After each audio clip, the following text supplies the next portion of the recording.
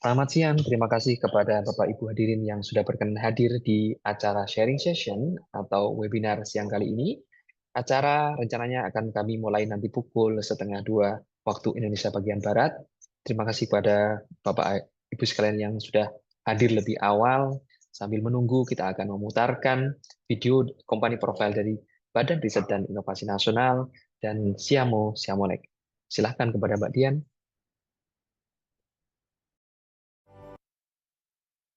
National Research and Innovation Agency, a synergy in an orchestra. Established through the Presidential Regulation Number 78 of 2021 about the National Research and Innovation Agency. To enhance science and technology's contribution to the national development and to improve the research and innovation ecosystem in Indonesia. The National Research and Innovation Agency is a government agency that is directly responsible to the President of the Republic of Indonesia. Consists of 7 deputies, supported by 12 research institutes, have 85 research centers, Executive Secretariat, Executive Inspectorate, Center for Data and Information, Center for Technology Services, and Polytechnic Institute of Nuclear Technology Indonesia. Through the 3 directions: science and technology resources mobilization, providing a favorable research ecosystem, building an economy foundations based on research. The presence of National Research and Innovation Agency is to achieve Indonesia's goals as a developed country in 2045. Also to make Indonesia as a global reference for sciences, bringing advantages on science and technology development, policy making, and societies.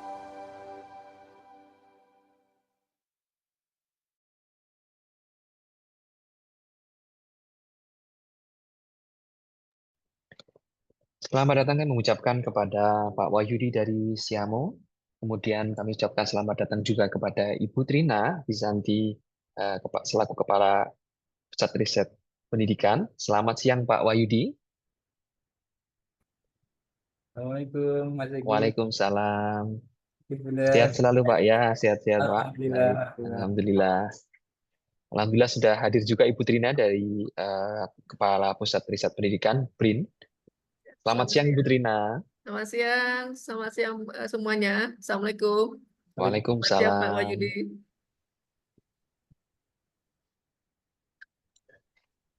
Bapak Ibu sekalian, rencananya kita akan mulai nanti pukul 1:30 ya Bapak Ibu sekalian. Jadi sambil menunggu kita akan menyaksikan bersama video company profile dari SEAMOLEC dan BRIN. Lanjut Pak Dian.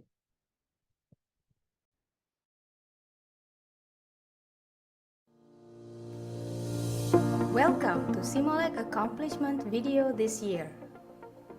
In the past years, SEAMOLEC has made significant efforts in advancing education.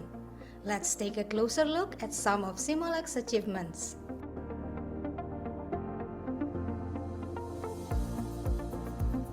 Through expansive research and development efforts, SEAMOLEC has made remarkable progress in ODL models. In 2022, SEAMOLEC introduced 3 major themes of the ODL model: micro-credential consortium mode of ODL in higher education, ODL quality enhancement, quality improvement of teachers in online learning. Building on the success of the previous year, SEAMOLEC further enhanced the ODL model in 2023. There are 4 ODL models being developed this year.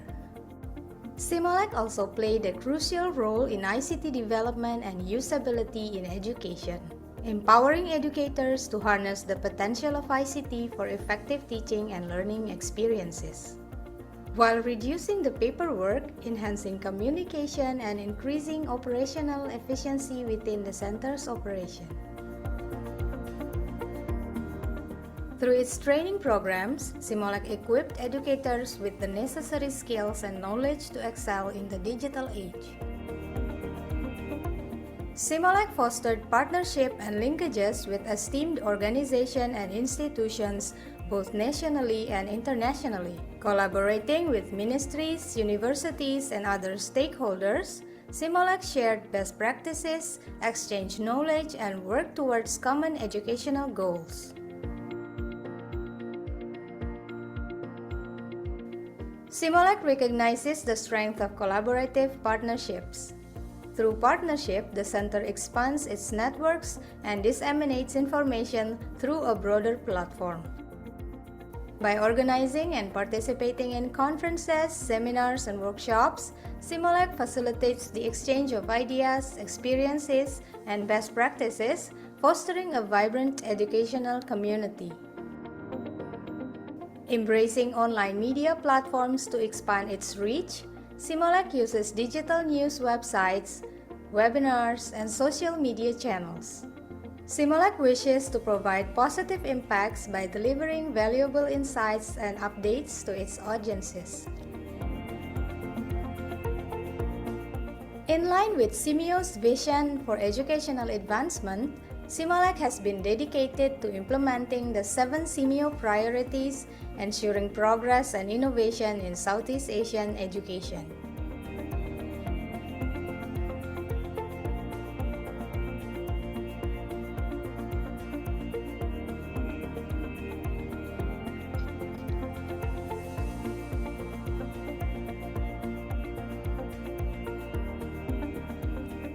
Through organizational restructuring, staff development, and financial viability initiatives, SEAMOLEC continues to strengthen its foundation, empowering its team members and ensuring its long-term success. We are proud to announce the new appointed Deputy Directors of SEAMOLEC, Mr. Yaya Sutaria as the Deputy Director for Administration, and Ms. Cahya Kusumarati as the Deputy Director for Program.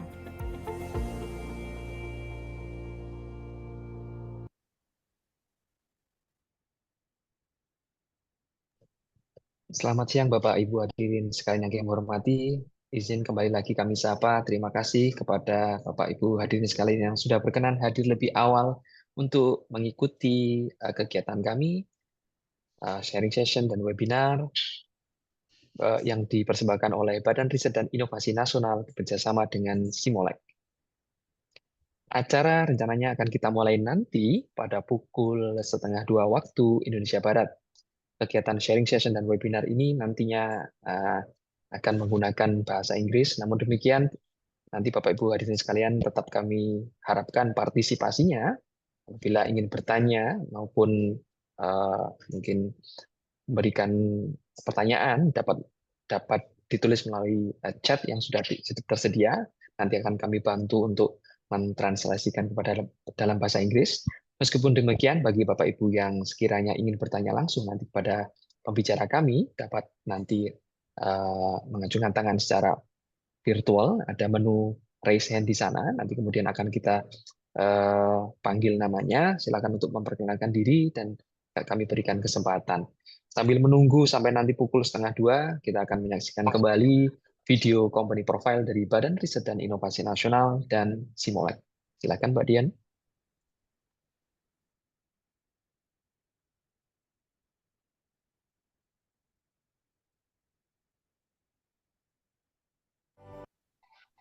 National Research and Innovation Agency, a synergy in an orchestra. Established through the Presidential Regulation Number 78 of 2021 about the National Research and Innovation Agency. To enhance science and technology's contribution to the national development and to improve the research and innovation ecosystem in Indonesia. The National Research and Innovation Agency is a government agency that is directly responsible to the President of the Republic of Indonesia. Consists of 7 deputies, supported by 12 research institutes, have 85 research centers, Executive Secretariat, Executive Inspectorate, Center for Data and Information, Center for Technology Services, and Polytechnic Institute of Nuclear Technology Indonesia. Through the 3 directions: science and technology resources mobilization, providing a favorable research ecosystem, building an economy foundations based on research. The presence of National Research and Innovation Agency is to achieve Indonesia's goals as a developed country in 2045. Also to make Indonesia as a global reference for sciences, bringing advantages on science and technology development, policy making, and societies.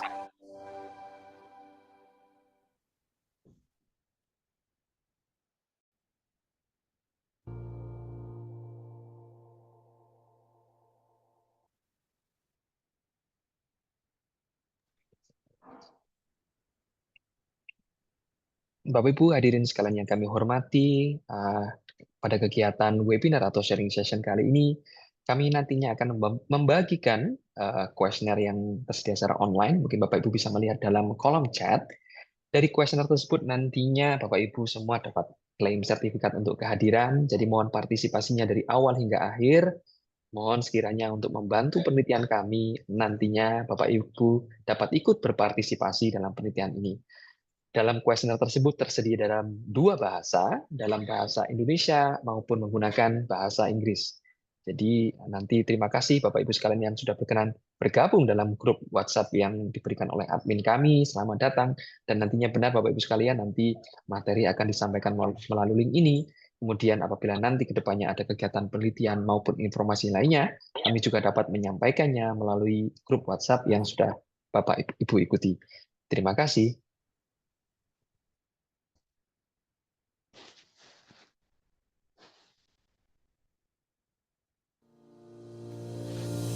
Welcome to SEAMOLEC accomplishment video this year. In the past years, SEAMOLEC has made significant efforts in advancing education. Let's take a closer look at some of SEAMOLEC's achievements.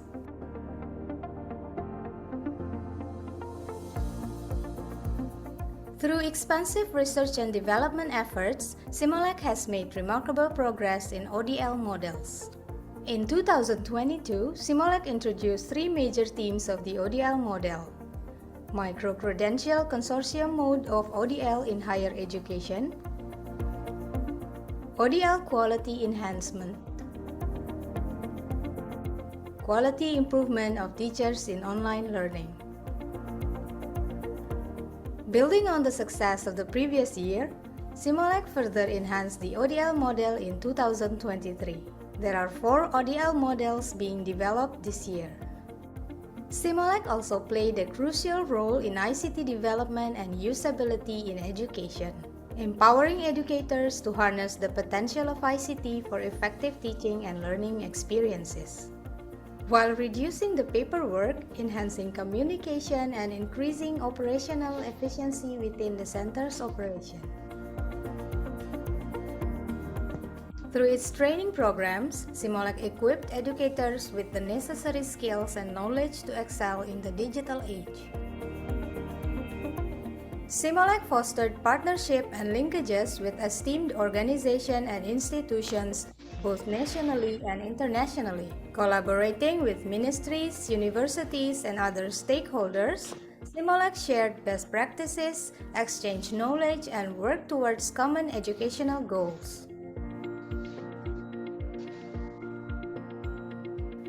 SEAMOLEC recognizes the strength of collaborative partnerships. Through partnership, the center expands its networks and disseminates information through a broader platform.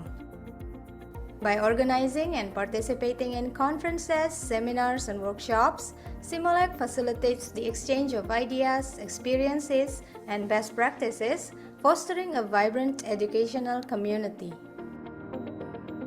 Embracing online media platforms to expand its reach, SEAMOLEC uses digital news websites, webinars, and social media channels. SEAMOLEC wishes to provide positive impacts by delivering valuable insights and updates to its audiences.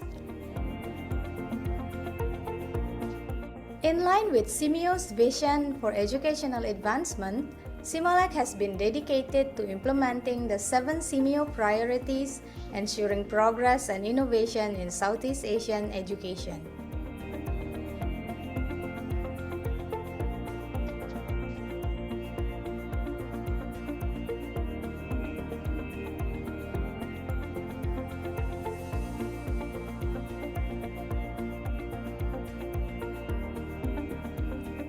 Through organizational restructuring, staff development, and financial viability initiatives, SEAMOLEC continues to strengthen its foundation, empowering its team members and ensuring its long-term success. We are proud to announce the new appointed Deputy Directors of SEAMOLEC, Mr. Yaya Sotaria as the Deputy Director for Administration, and Ms. Cahya Kusumarati as the Deputy Director for Program.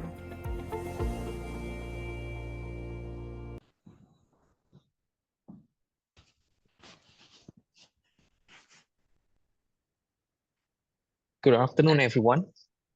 Am I audible? I think Mr. Samuel Griff has already joined us. Hello, Mr. Samuel.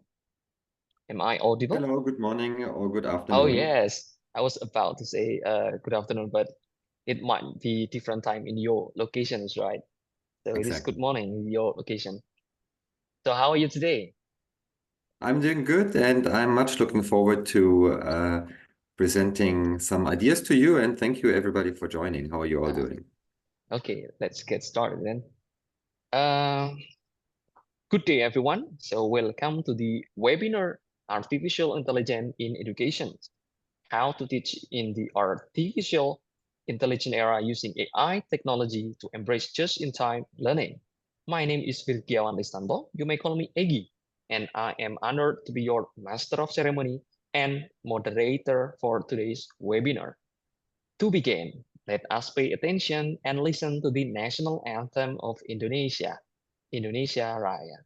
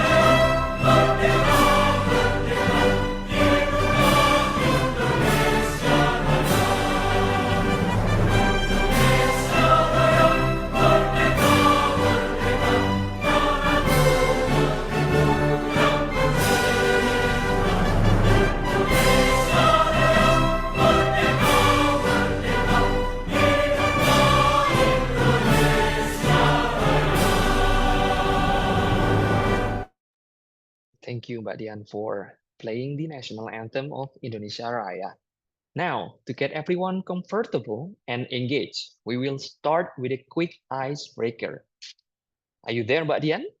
Yeah, please share some pics on the screen. And let's start with a fun poll. I just want to know how's everyone feeling by picking up the sheep scale. How do you feel today? Please drop your response in the chat. Yeah, so oh, but yeah, you're feeling normal. It looks like you're feeling normal. And then we just wait for yeah, but Benedicta, you're in number 7. Oh, what is number 7? Oh, you're happy today. Congratulations. And then but Haryanti, you're number 3. You repeat the sigh for today, right? And Patimura number 8. Oh, you're sleepy. I know. It's no wonder you're sleepy after having lunch. Maybe what do you have for your lunch? It seems like everyone has like many feelings for today's. Thank you for everyone responding. We do hope that we will have communication like this until the end of the webinar session. And then now, how about if I ask you guys the question like, Which area of AI in the education are you most interested in? We have some option here. A, personalized learning. B, automating administrative tasks. C, enhancing student engagement. Or D, improving assessment methods. Oh, Mbak Haryanti said D. Some of the participants still thinking about the ship scale, but that's okay.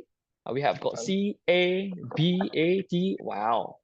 I think some people are here active. Oh, Rizal, you're so unique here. You, instead of choosing one, you choose A, B, C, D. Oh, it's cool. A and D. Roy, Stefanus. It's okay. Wow, it's great. Everyone's so active here. Okay, so thank you for participating. It is great to see such a diverse range of interests. This leads us perfectly into our discussion for today.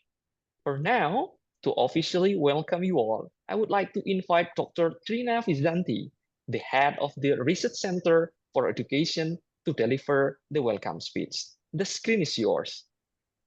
Thank you, Pak Egi.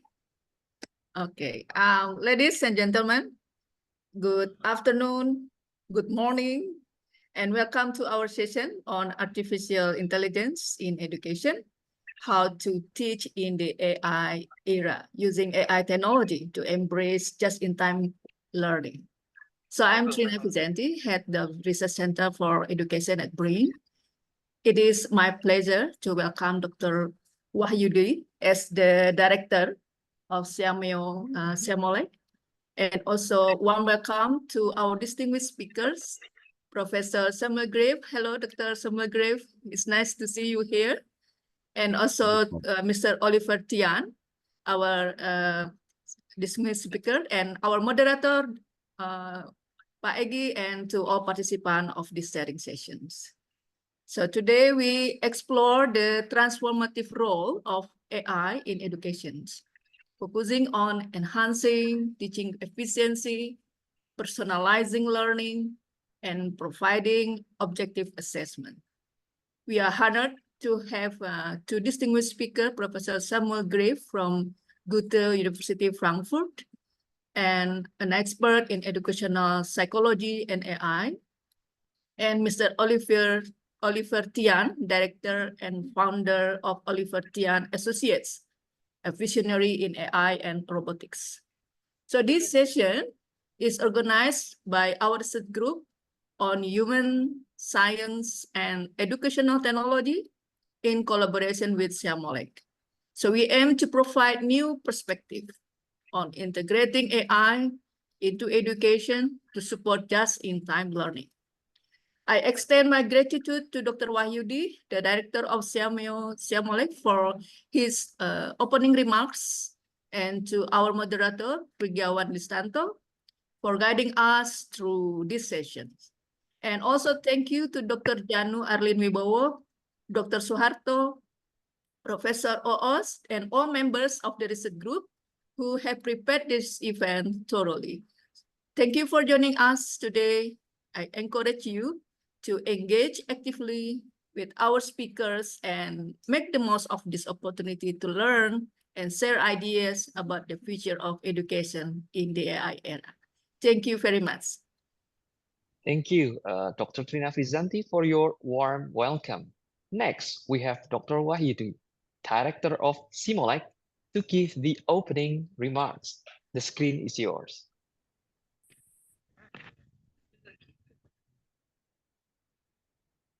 Thank you so much, Mas Egi, our delightful moderators. What such a great opening, Mas, I did enjoy the icebreaker. Okay, Assalamualaikum warahmatullahi wabarakatuh. Waalaikumsalam. Good afternoon, ladies and gentlemen. A warm welcome to all of you joining us today for significant visual sessions on AI in education. Well, as Mas Egi mentioned, my name is Wahyudi. Currently, I'm the director of SEAMOLEC. It is good honor and pleasure for me to be with us to open this event with this collaborative efforts between SEAMOLEC and the National Research and Innovation Agency, BRIN. Well, as Dr. Tina mentions, today we gather to explore one of the most transformative and promising field of our times, artificial intelligence, or AI, and its application in education. The convergence of technology and educations offer opportunities to enhance learning experiences, personalized educations, and also prepare our students for rapidly evolving sports. Our collaboration with BRIN underscores our commitment to fostering innovation and sharing knowledge across borders. By combining our expertise and resources, we aim to create a platform where educators, researchers, policymakers, and also technologies can come together to discuss, share, and learn about the latest evolution and best practices in AI in educations.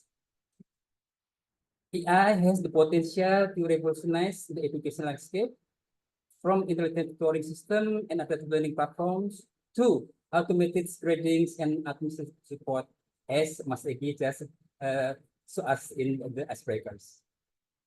However, with great potentials come great responsibility. As we embrace AI in educations, we must also consider the ethical implications, data privacy issues, and the need for upskilling our educators to effectively integrate these technologies into the teaching practices. Well, myself, as Mas Egi, I'm already colonial, so not the millennial, but I'm lifelong learner. So I would like to say, I just play around with the AI, one of the AI copilot. Okay, I love art, so can you see my screen? Yes, it is visible for us. No, hold on, because I would like to share. Where is my file? The copilot one. Okay, this one. So, so beautiful, and I play around this one, and I can create a simple book for my granddaughters, Lilo the cat and Sanu. So exciting. We can play around with these ones. So I can imagine, oh my goodness, what if I reborn again to become students in this era? Katrina things we will do, like have a lot of joy in learning this. And talking about this one, Dr. Rina, coincidentally, arts, I remember I have a lost friends from my kampung halaman. I just found here, Pak Heru Stiono. He's the artist. I remember her pictures. So Pak Heru, thank you so much for joining with us. Okay, yeah. Again, so as I mentioned, I'm colonial, but please, with this technology, please for us be a lifelong learner. This is one of our mandate in SEAMOLEC, to bring everyone to become lifelong learners.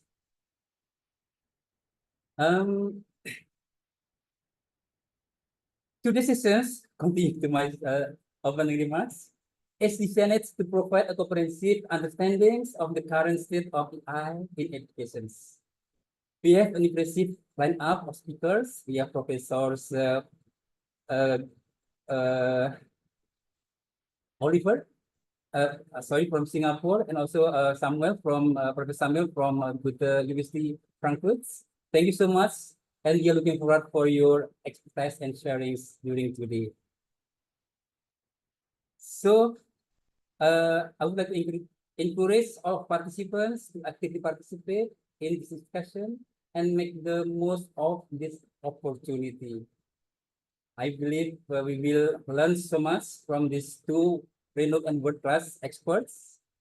And I would like also once again to extend my gratitude to Dr. Tina, to BRIN, for the invaluable partnership in organizing these events.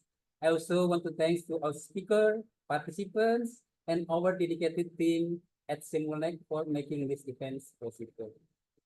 Let us embrace the possibilities that it offers and together shape the future applications for better. IRB by setting Bismillahirrahmanirrahim, declare the spiritual sharing sessions on artificial intelligence applications officially open. Thank you very much. Assalamualaikum warahmatullahi wabarakatuh. I get back the screen to Mas Egi. Thank you so much. Thank you for the remarkable speech from Dr. Wayudi. Actually, you still look young and energetic about Wayudi. I'm impressed with that. Being officially living here, but I don't know the tires. Yeah. Yes. Okay. All right, everyone. To get us started with the discussion, let's have some fun with a little Indonesian tradition. Here's pantun, a two-part poem with a twist. Dian, are you there? Yeah. Okay. Normally, when Indonesian, when they have like pantun, normally the audience will say cakep. Cakep means beautiful, but here you might say impressive or excellent. So, are you ready, Mbak Dian? Schools once filled with books and chalk. Now robots might have your call. Cakep. Thank you. Will AI make teachers balk or empower them one and all? Yeah. Thank you so much. It is now. Yeah. This by AI or by yourself? I made it by myself. I was thinking about it like in 1 hour, 2 hours. I couldn't remember. So Yeah. Thank you again. It is now time to move to the main part of our webinar. We are privileged to have two distinguished speakers with us today. First, we have Professor Samuel Grieve, an expert in educational technology and AI application in learning. Dr. Samuel Grieve is a full professor of educational psychology and artificial intelligence at Goethe University Frankfurt. Before that, he worked as a full professor at psychology and educational assessment at University of Luxembourg. His research covers various areas, including educational psychology, artificial intelligence, educational technology, cognitive science, and international large-scale assessment. We will start with the Dr. Samuel Grieve, who will share his insight on how AI technology can transform teaching methodologies in the next 40 minutes. We will remind you later on, Dr. Grieve, when it is about 5 minutes before the end of the presentation. Let's give a warm welcome to Dr. Samuel Grieve. The floor is yours. Excellent. And thank you so much again for having me. It's a pleasure meeting you all, even though only virtually. I'm much looking forward to the presentation. Please feel free in between to also ask some questions in the chat or directly, and then we can see whether we have a discussion while I'm trying to present. I'm going to share my screen. Just a second. I assume this is working and you can all now see the presentation in full screen. Is it correct? It is visible, but not in a full screen. Not in the full screen. Yeah, but still visible for us. Okay, so let me see, because just one more second and we give it another try. And if it's not working, then is it now visible in full screen? Yes, it is. Thank you. Perfect. Thank you so much. And when I started thinking a little bit about what I should present, I was thinking, should I present rather in a, let's say, very general and very broad way, which you see in the title is what I decided to do. So I'm really going to talk about artificial intelligence in education from a very broad perspective. And together with you, I will try to identify some, well, let's say, promises that AI might hold on how it can influence and change the way how we understand education, but also talk about potential challenges and also some steps that we need to take over the next few years, maybe to really integrate artificial intelligence into education. To this end, the talk is going to be pretty broad, pretty generic. We also have some examples to look at. Some of them may be familiar to you, others might be new. And I also want to mention that basically the structure of this presentation is related to a paper that I'm currently publishing with a few colleagues. So I would also like to give credit to them later on. But let's get started. When you think about education, of course, this is an extremely broad field. We're not only talking about formal education, we're also talking about early childhood education. We're talking about increasingly about lifelong learning. So education as an entity involves so many different things and all aspects of our lives, including, of course, our cognitive aspects, our minds. It includes innovation, it includes collaboration, not only between teachers and students in the classroom, but also among school structures, among parents, teachers, among policymakers, practitioners. So everybody, or almost everybody, is in one way or the other involved in education. And of course, education is also a large part of how we socially interact together, how we learn together, and how we actually shape our joint environments. So that makes it so incredibly complex to talk about education. And we see in many studies that it's often quite straightforward to make small changes in single schools, in single classrooms. But when it really comes to actually changing education, changing educational systems on a very broad spectrum, that this is incredibly difficult. And then sometimes things happen. Technology develops, and suddenly we have a very different situation in the outer world. And this is what has happened now. AI has emerged extremely quickly. It changes so many things. And now educational systems and education in a way is faced with the question, what can we do with it? And one of the core challenges is that the technological development is so extremely quick and rapid that the systematic and the structural educational approach is really struggling in terms of keeping up with this high level of speed. So let's talk a little bit about what people think, and I think some of it was already in the second icebreaker question, the one that came right after the sheeps that I liked quite a lot, is like, what do people think we can do with AI in education? So what are the promises that if we really can integrate artificial intelligence, or even more broadly speaking, educational technology into education, how will this change and alter the way how we understand education? Now, 4 promises, and that's actually already the main part of my presentation. 4 different promises I want to talk about. This is supporting learners, but it's of course also supporting teachers. It's the question how we understand and how we use feedback. And of course, what do we do with assessment, and how does AI in a way change assessment? So, of course, the kind of first thing that more or less comes to mind is we can use AI, we can use AI-driven teachers, AI-driven materials to support students in different ways, because it allows for a very personalized way of giving support, of providing feedback and helping students at different stages of learning. So there is the statement that AI in general, but in particular generative AI, can provide a personalized and adaptive support based on not only learners' unique knowledge, but actually also based on their unique personality and their specific needs at this time. And in fact, large language models have a remarkable proficiency in providing this type of support, in helping learners in their specific need at a certain point in time.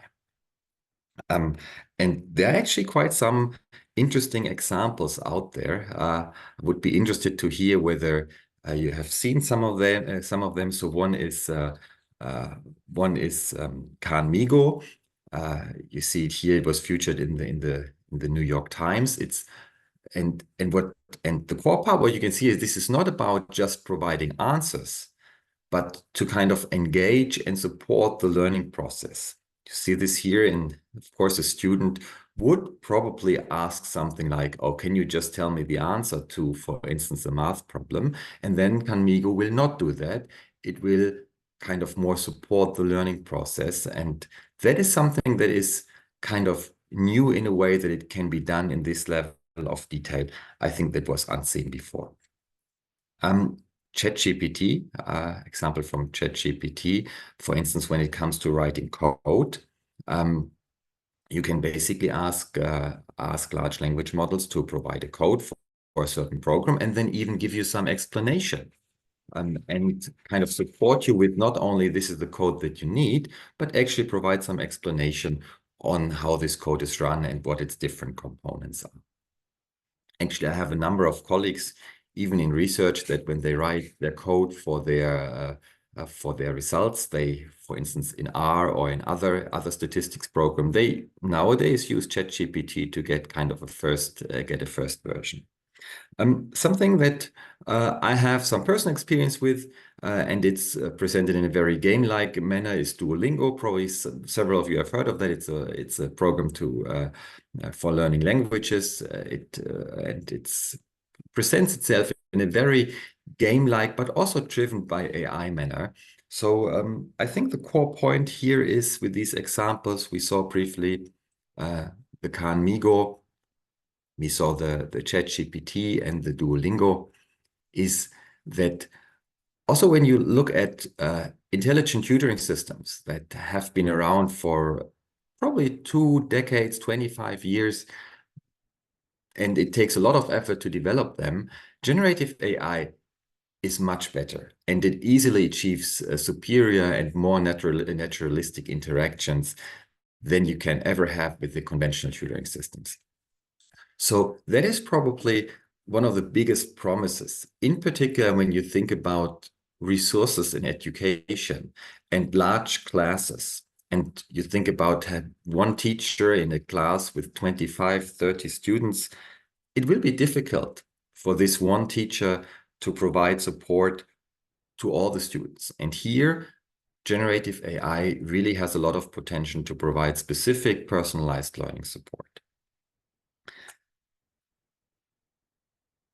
This is one example. This is a large project in the Arabic region where I was involved, where they set up an entire large learning platform from grades 5 to 9 in different subjects. And this is exactly the type of learning support, personalized learning, that you can provide through computer-based AI-driven software.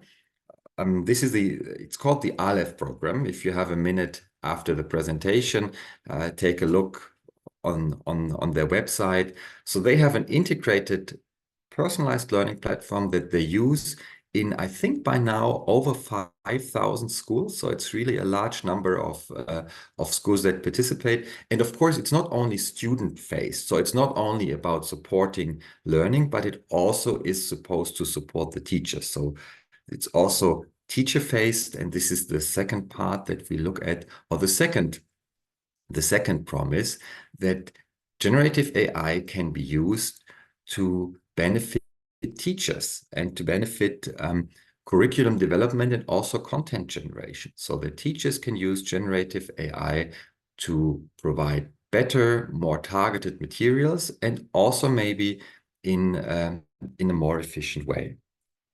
And there are also several tools out there, several bots that support teachers in planning their classes, in preparing materials. You see some example here, for instance, GPTeach, and also how an interactive teacher assistant training could look like when you have, so to say, a generative AI-based students. So you can kind of simulate the classroom and the learning situation for teachers, in particular in teacher education.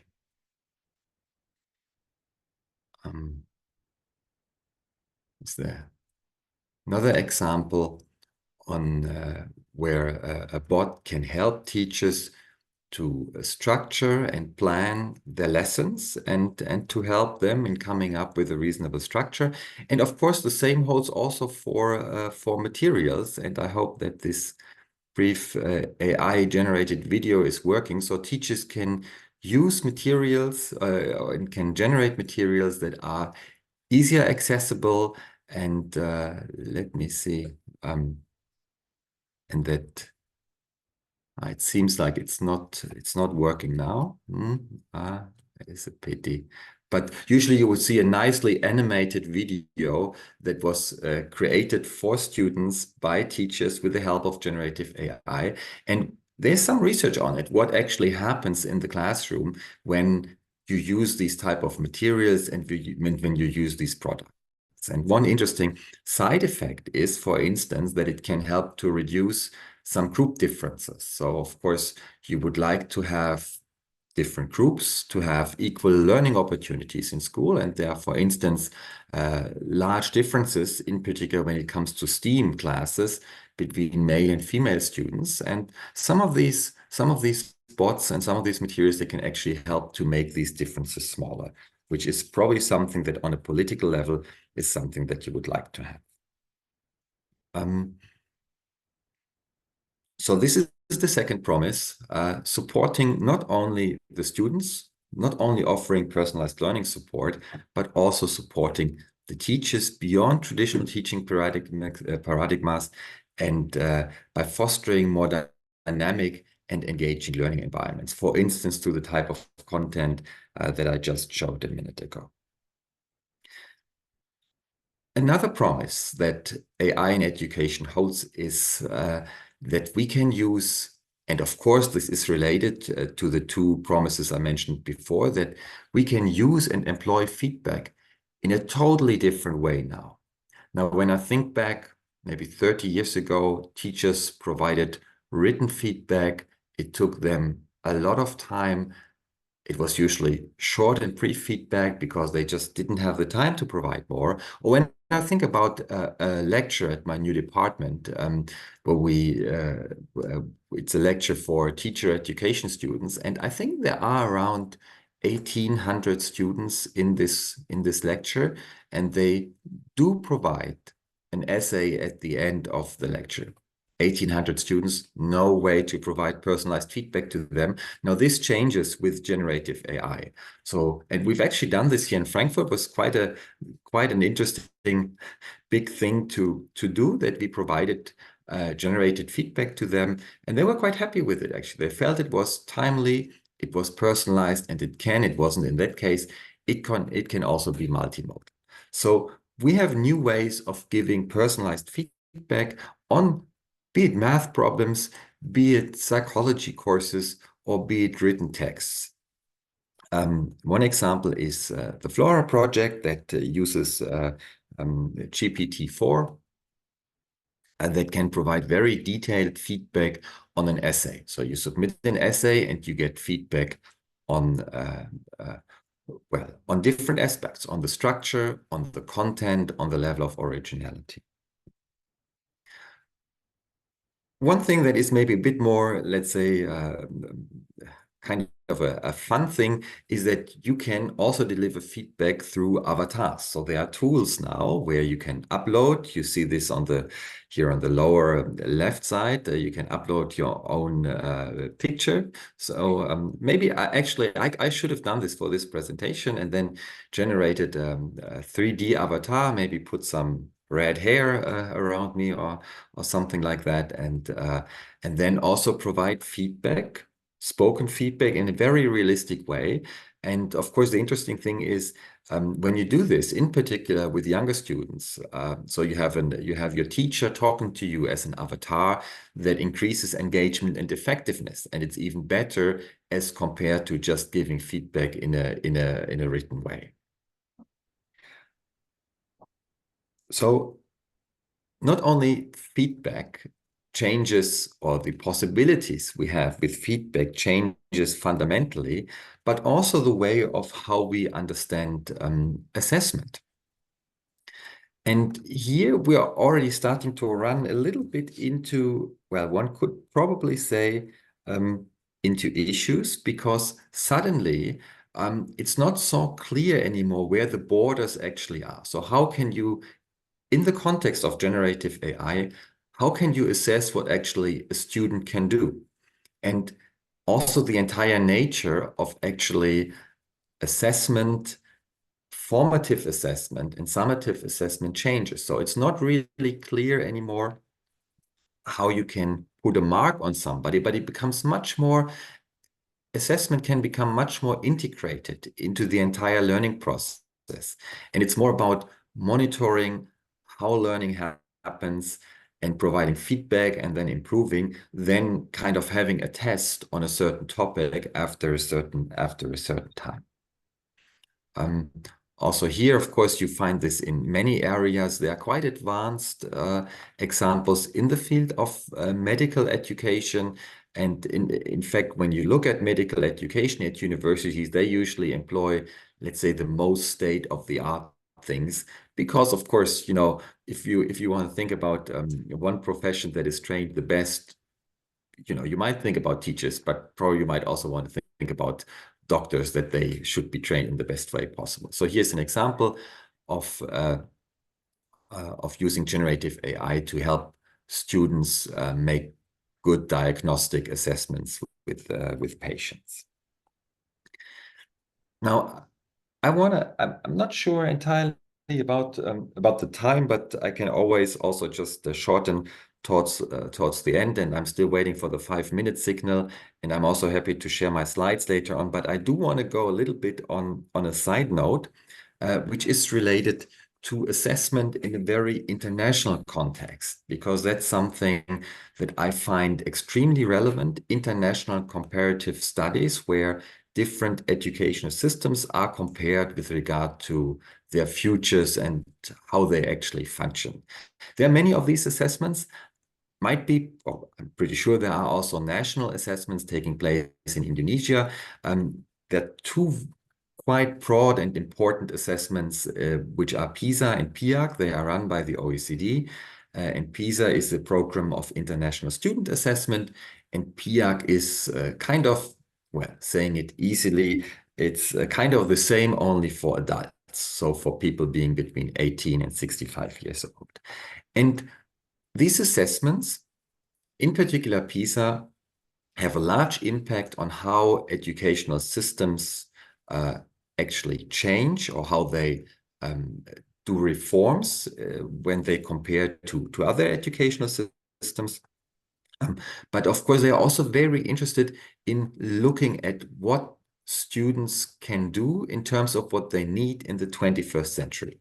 And of course, that's also changing. So we need students that can deal with technology, that can deal with AI. So in addition to, let's say, very traditional competencies like reading, mathematics, or science, PISA has been focusing on other aspects like creativity, critical thinking, collaboration, but also learning in the digital world. So in the current cycle of PISA 2025, they are looking at learning, at how 15-year-old students learn in the digital world in over 90 countries in all over the world. I want to show you a brief example of this. I don't know how much the PISA study is represented in the media when it is published in Indonesia. In Europe, I have to say, you find performance of, for instance, the German educational systems. You find it in the 8 o'clock news, the largest news. So what you see here is a table, a ranking table of participating countries, and you see those that are in green, they perform above average. Those in orange perform within average, and those in red perform below average. And this is kind of used to, in a way, compare different educational systems and also get a good understanding of how educational systems can improve and what they can do better. And this is an example of one of those units, or one of those tasks that students have to work on when it comes to learning in the digital world. They have to write a little code, kind of a computer software programming code that solves a certain task. And that's something that PISA has never looked at before. So the understanding of, we want to see whether educational systems manage to produce students that have a good understanding of how to navigate in the digital world, how to use AI, how to use education technology. That's something that you don't have usually as a school subject, but it's something that students need to learn at school. So this is what PISA is looking at. And that is something that I just wanted to show briefly. It was done by a colleague at Educational Testing Service. This shows how even these studies can use AI for assessment. Males banget. A question, maybe? No. No, it's suddenly someone opened the microphone. We're sorry for Okay, that. that can happen. That has happened to me as well. So this is an example of how AI scoring can be used even in assessments like PISA. And that's something that is really, let's say, cutting edge at the moment, because traditionally these studies have looked at, well, levels of proficiency. They have looked at right or wrong answers. And now they actually use AI scoring algorithms to look at the process. And what you see here is examples of students that navigate either successfully or not so successfully through these tasks. And you are able to really describe, even on the level of 90 different countries, in international assessments, you are able to describe the actual learning process of students in these assessments. But that was, in all honesty, supposed to be just a small side note in terms of pointing towards that studies such as PISA that have extremely high relevance, not necessarily so much for the classroom, it's difficult because it's a very high level assessment, but that have an extremely high impact on education policy making. There are many countries in the world that on the basis of PISA and PIAC results have entirely reformed their educational systems, that even in these contexts, we are now starting to use generative AI and AI-driven scoring algorithms. So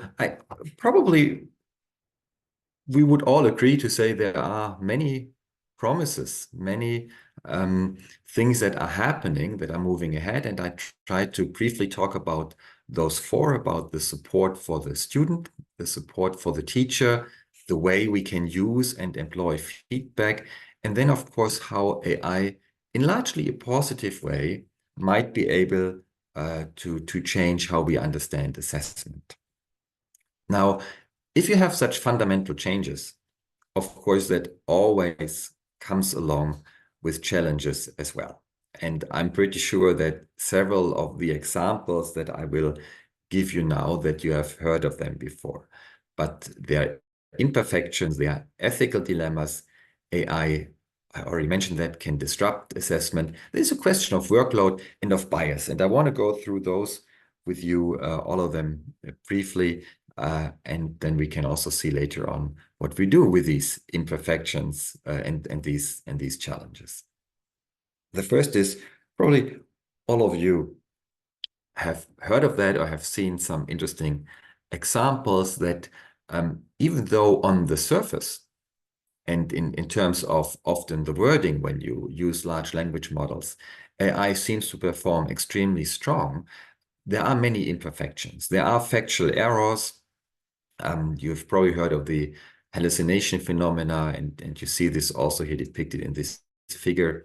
And there are actually already scientific articles that kind of take a look at that. So that's actually interesting if you have the time to read it up. The title is, if it looks like a duck, swims like a duck, and quacks like a duck, then it probably is a duck. So it's kind of a list of ChatGPT failures. And one striking example is that it doesn't happen often, but you do find examples where generative AI, here in the example ChatGPT, struggles in a surprising way with with very easy tasks. So here you see a task that when you go through it, or a problem, that probably most of us could pretty easily solve without using a calculator, without writing a software. It's a pretty straightforward, simple inference problem. But here ChatGPT fails. So it says it says the information given that does not suffice to answer the problem. There are other examples where it even provides an answer, but it's the wrong answer. So that is quite an issue if you have something that looks very shiny, that looks very impressive, but might still be wrong or at least imperfect. So that means you always need some measure of control. You always need, sometimes this is called having the human in the loop. So even with generative AI, you need the human expertise. You need additional validation to avoid that you have inaccuracies. And of course, you don't want to bring these inaccuracies into the classroom or to your students. There are a number of ethical dilemmas that's also a challenge that are related to AI. And they are a lot about, or related a lot about, transparency, privacy, equality, and so forth.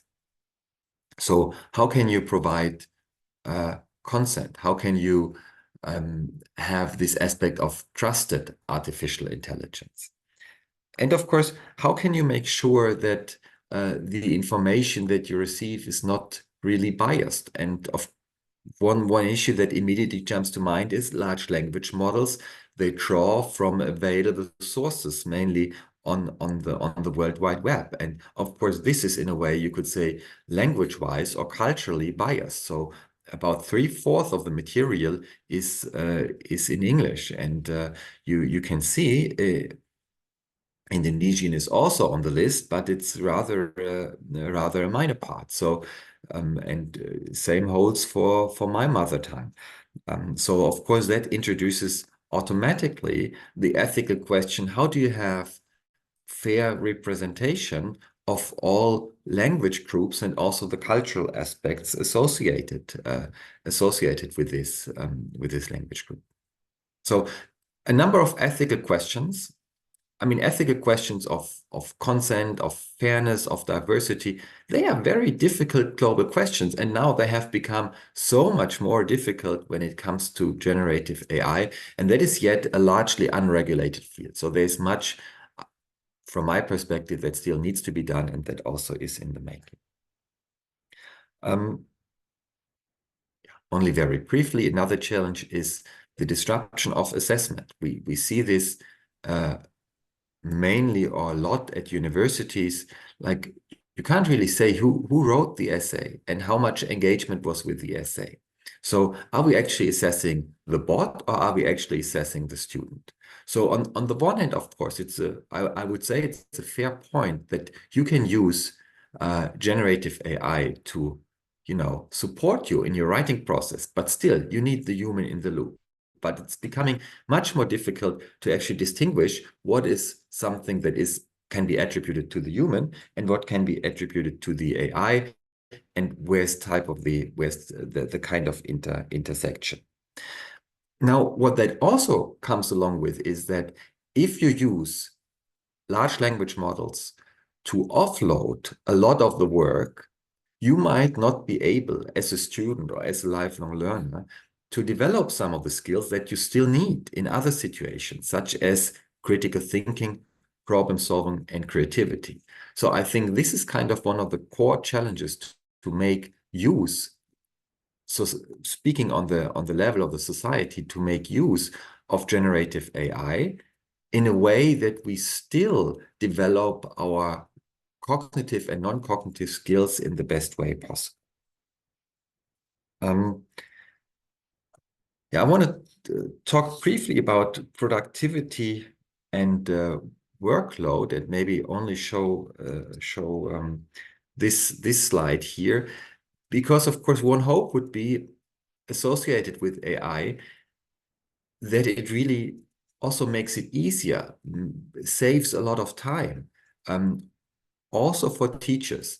Now, this has been the hope with many inventions that have changed our world. Whether it really has led to, let's say, a decrease in workload or a better work-life balance or more happiness is really a different question. I mean, think about the telephone. That was probably something where people thought, okay, now we don't need to meet anymore. We can talk to each other over a distance. Whether this has really led to the fact that workload has decreased, I don't know. I mean, phones have been around ever since I was born, but what has not been around when I was born were emails. So how do you feel about emails? I mean, just think about it. They are certainly excellent to have, but has the invention of emails really led to the fact that you have less work, that your workload has decreased? I wouldn't say for myself, not necessarily. So basically that comes down to the question, does the use of generative AI really decrease workload, really make things more efficient and effective? One would think so, but I think it is an empirical question and we don't really know yet. And we might be surprised that at the end of the day, it might just be shifting tasks or changing things, not necessarily decreasing workload. Yeah, bias is something we talked already about the language, but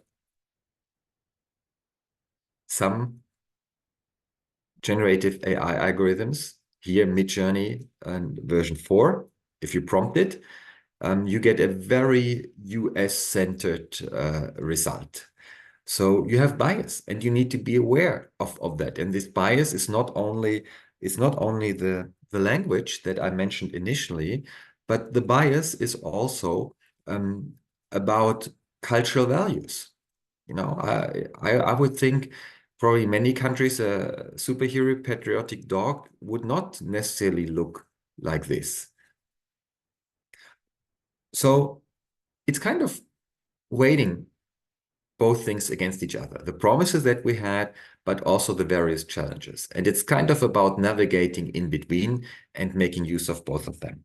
So that leads me a little bit to the to looking a bit more forward, which is what are the needs and the future direction. So what should we focus on the one hand, making the promises happen, and on the other hand, dealing adequately with the challenges. And here I want to briefly go through 3 different points, and probably one of the most important ones is that in a way, almost everybody needs to develop a certain level of AI literacy. So we need to have at least a basic understanding of how AI systems work, on how we can evaluate the output, how we can make use of the output, and also know about the limitations, their impact, and ethical considerations.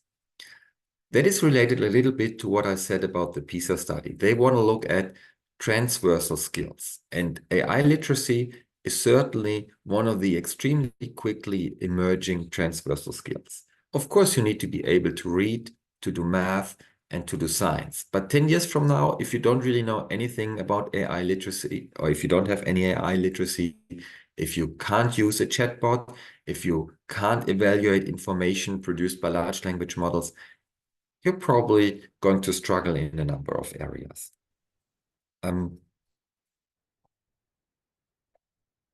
So here's one example that was dominantly in the news, is like what dangers come along in situations where you might not have a sufficient level of AI literacy, or put differently, when you just use it. You just use it and you don't evaluate it. There was a lawyer, there was a story that who used the support of a large language model of generative AI to prepare a court filing. And you remember the challenge of hallucination. So the large language model came up with something that didn't really exist, and that made it into the official court filing. So yeah, you see here the title, the US lawyer used ChatGPT for court filling, and that resulted in rather an embarrassing situation. So we need to find ways on how to develop AI literacy. And you can refer to existing models of how to build up proficiency and competencies. So that's here the kind of a model, a competence development model. And this is what you can transfer to AI literacy, that you need to develop knowledge, understanding, ways of application, analyzing, evaluation, and then own creation at the end of the day. And I'm not sure whether educational systems at this point in time are prepared to do that, but they need to kind of put it into their curricula that they need to develop AI literacy. By the way, not only in their students, but also in their teachers. So that is also the large challenge to kind of upskill the existing educational body. Methodological rigor. This is more like a research point, but things are happening so quickly in generative AI. And you see a lot of papers and research ideas coming out, but some of them lack the methodological rigor. We want to know how generative AI affects students and how it affects them over a long term.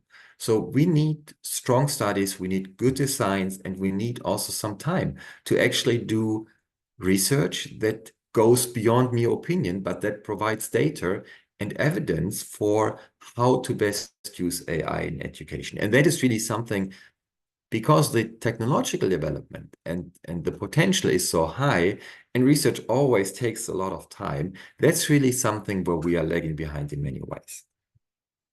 And then, of course, what we also need, and I think in a way this session or this event today is an excellent opportunity to do exactly that, is to integrate the academic research, the practical application, and the policy making in a way that these different areas kind of combine their expertise and then look at how we can integrate artificial intelligence into education. I did not see, but maybe because I don't have the chat open, I did not see a 5-minute warning, but I think I should have received it already. Okay. 5 minutes. Yeah, signal from me. Thank you. Okay, I have I think 1 or 2 more minutes to go, and then so when we look again at the needs and future directions, this is the complex interplay of the challenges, the promises, and the needs and future directions. So of course, but I think this became clear already during my presentation, they are largely related and they closely interact with each other. But what are the core take-home messages that I would like to deliver during this presentation?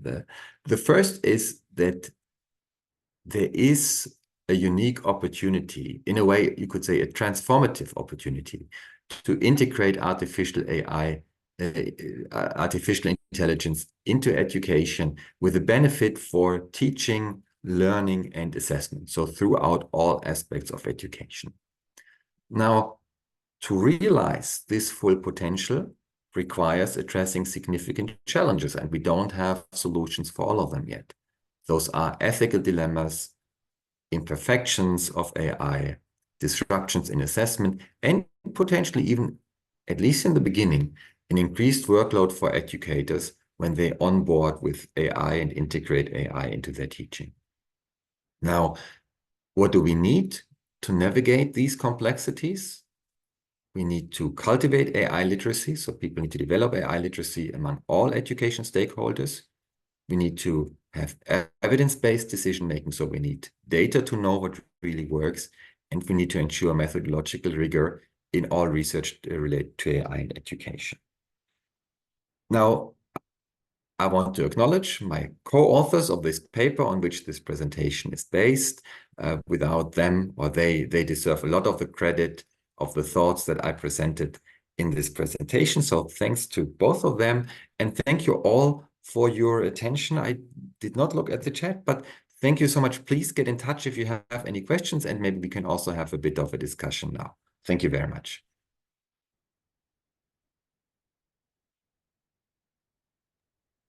Thank you, Dr. Samuel Griff, for the remarkable presentation.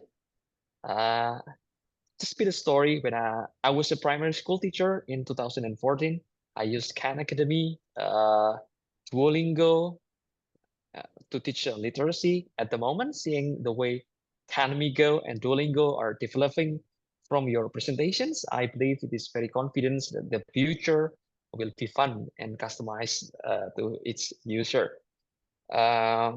later on, we will have like a Q&A session after the presentation from Mr. Oliver Tian. I believe Mr. Oliver Tian already here. Hello, Mr. Oliver Tian. Am I audible?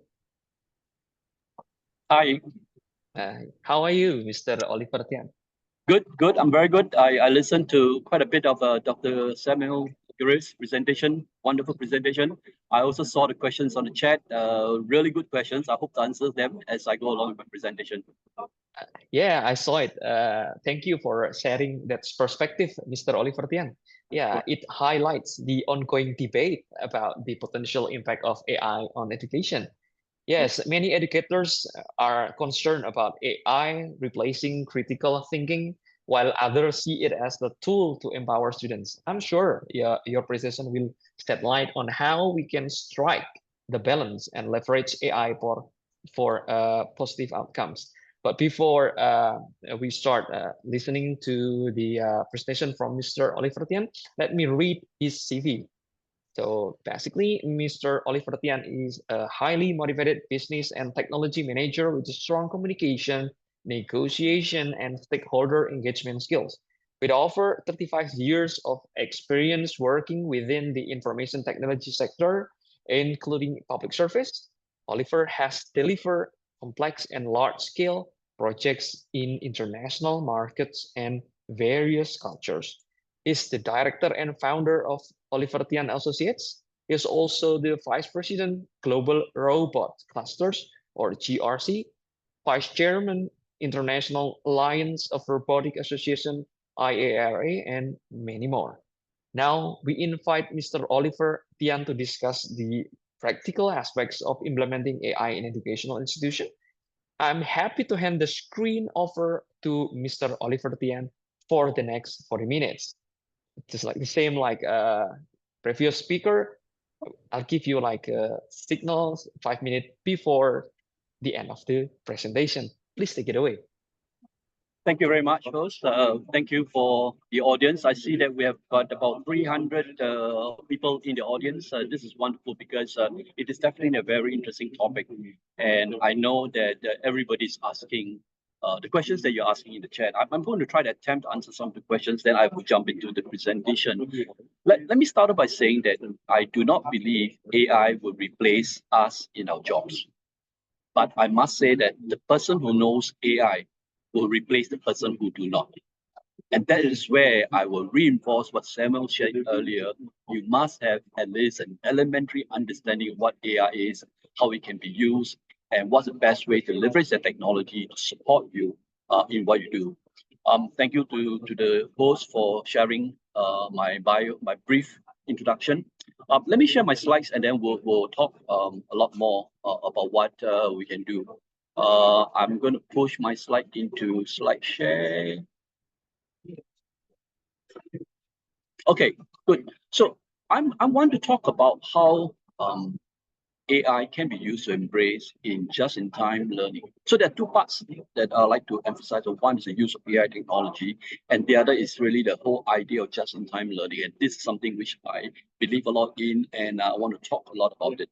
Right. Essentially, I think what's important is that AI today is used in business, in technology, but little time is spent on talking about the impact of AI in the education space. And I think this is very important because the next generation of young people like yourself coming out in the industry needs to understand what's the impact. And some of the questions in the list points to that, right? Does it curtail creativity? Does it impact your ability to think better? I believe that's going to be the contrary. And I will share with you some of the leading experts around the world, their discussions. Why do I say that's the case? Now, first of all, I'd like to introduce a few organizations that I belong with. The Global Robot Cluster is based out of Daegu in Korea. Daegu is probably the third largest city in Korea, and we are a network of 26 countries around the world. We focus on AI and robotics, particularly AI in robotics and making machines a bit more intelligent.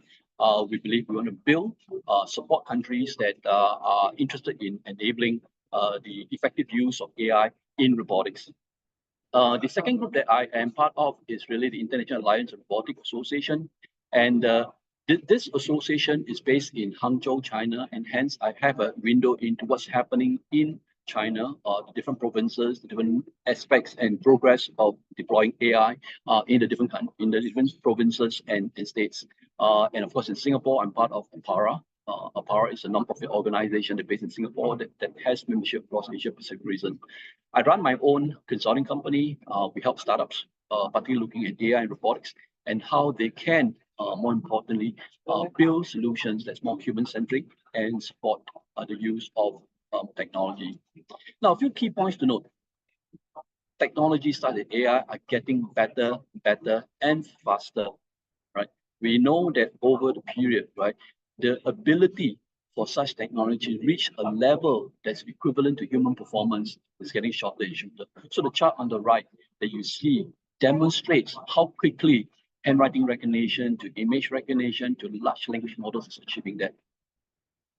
I want to point to a message that was given by Thomas Friedman, and I believe Thomas Friedman is somebody we all know. He's the author of The World is Flat, and he says that the next generation of people needs to be looking at finding jobs, understanding what we can create, and not so much just being a process maker. What we cannot create, we cannot understand. And that's a very important message. The more you're able to associate your knowledge to work, makes you a better human. Now, does AI make learning easier? The answer is yes. In fact, what is critical is that AI is a friend and not a foe. And we need to be able to use AI to learn in a way that best fits our ability. Now, why is that the case? Because the rules have changed. Because what we are seeing is such that actually it's no longer enough to say why this is happening, how this is happening. We need to be able to understand more to do the right things and do things right. Hence, I repeat, right? AI will not replace you, but AI will. The person who knows AI will. And for future skills, it's also important to understand that what is happening is that AI impact on the human life is going to speed up. And more importantly, you're going to see a lot of change to what's happening. So this is a simple, I think my slides are running very fast. Let me kind of pause that and go back to that again.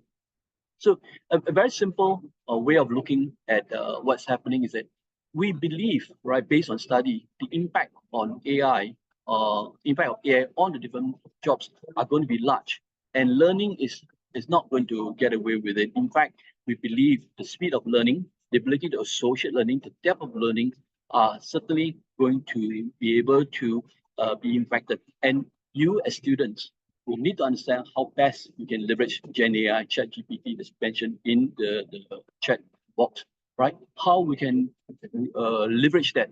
Now, one key question that I would like all of you to think about is this. Sometimes when we have a piece of knowledge that you're curious and you're not certain about, you want to know more about something, ChatGPT will provide you 5 paragraphs, explain to you what's happening. But is it good enough? The answer is probably no, because you need to take that knowledge and try to associate it back. Associate it back to the problem you're trying to solve. Associate it back to the application of what that's trying to deal with. And this becomes very key. Instead of saying that we do not want to use ChatGPT or any other Gen AI tools, it is more important we start to question ChatGPT and Gen AI. For instance, prompt engineering is becoming a largely required skill. How do you ask the questions?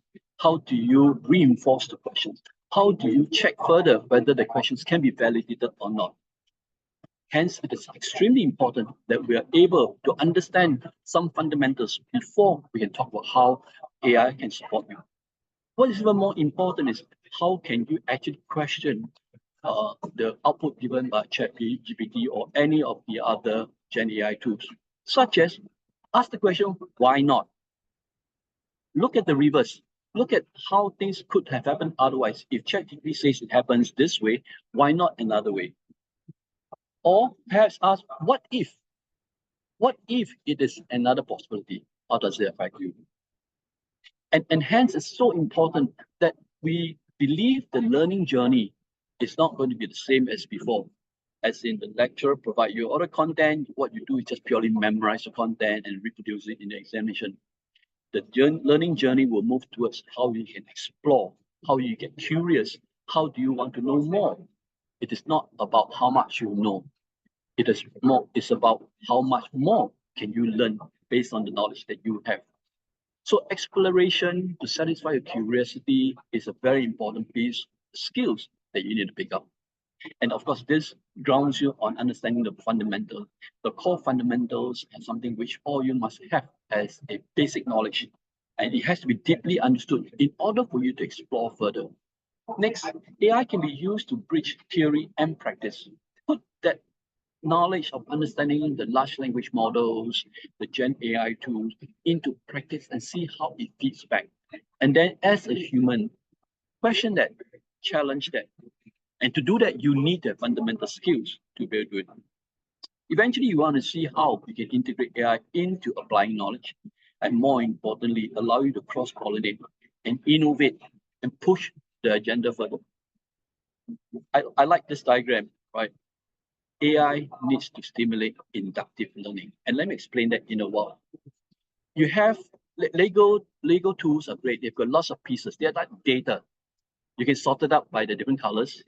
You can arrange it in a certain pattern, right? Present it nicely visually to demonstrate that it has got a representation. But what's more important, can you take the data and construct a story that tells a purpose? So AI must be able to help stimulate inductive learning, but more than just deductive learning. Now, what do I mean by that? Deductive learning is based on data sets, data information they have of the past. And based on this past information, you say, okay, let me deduce that this is going to happen next. You predict what's going to happen next. But a lot of the prediction is based on what you have in the past. But inductive learning is what human beings can do best. We sometimes solve problems that have never been solved before.